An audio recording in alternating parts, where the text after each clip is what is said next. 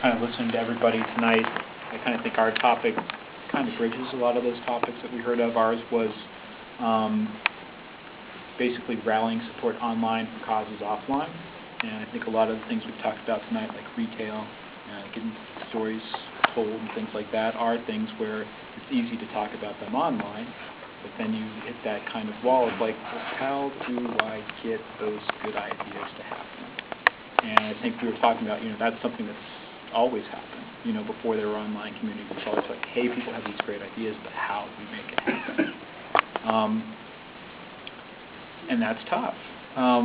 In this particular thing, I think we talked about, one good point we made was basically creating communities and creating civic involvement for getting people involved in a specific cause. And that's basically narrowing the group down to a small group. Walker made a good analogy of you have groups of people that are good at throwing parties and groups of people that are good at coming to parties.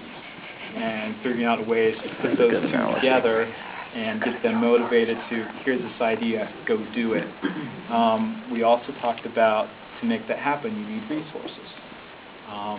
We talked about recycling.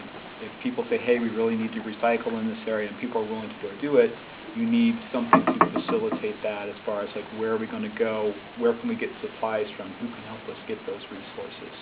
And that's something that WSU and COSI can offer. And we've talked about that already tonight too, as far as something that can be done. One specific example we talked about was like the Fred Anderle show. And it's not uncommon for him to maybe hit on a hot topic in the area. He hits a topic, there's a blog that supports that topic for discussion afterwards.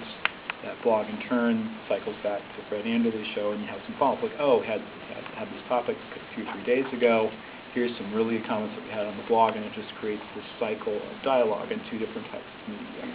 So that would be one potential model. So we had a lot of good conversation, and I have a lot of chicken scraps that I can't really read, but we're short on time. But that's basically